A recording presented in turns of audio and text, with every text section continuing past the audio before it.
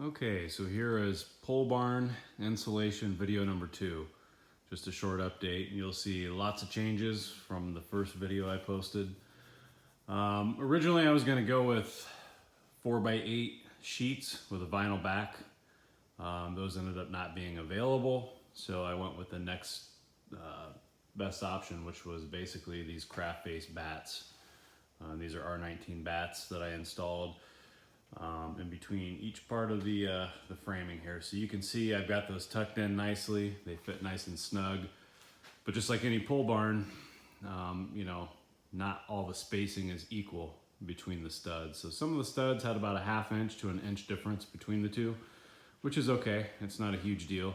You just have to kind of make sure those gaps are all sealed up between the bats. So on some of these bats, I actually went in between the middle. Let me see if I can find one here. And where I had what I felt was a gap, you can see I went ahead and spray foamed on the back side just to keep air from moving through it. For the most part, these stayed sealed up nice and tight. So that's kind of what the barn looks like. Got a little bar I'm constructing in the corner here of the barn.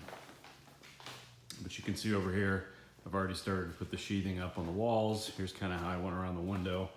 I'll eventually put some trim around it and do some other things to it. Another thing that I had done is I had a metal ceiling installed. So that was installed about a month ago. They did a nice job on it. I didn't choose a traditional white like most people go with.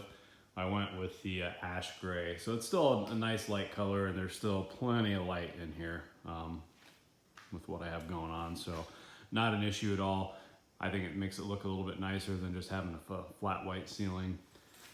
Here's the opening that was left for the attic access. I had a local insulation company come in and do the blow-in cellulose insulation, which was, I believe, an R39 rating. So I am gonna add heat out here at some point. I don't know if it's gonna be this year.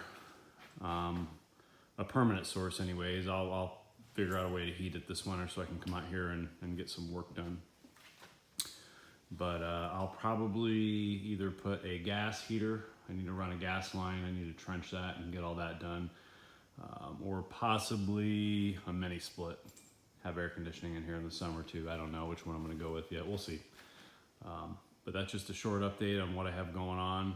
If you have any questions, just go ahead and throw them in the comment field below, and be happy to answer them for you. Thank you.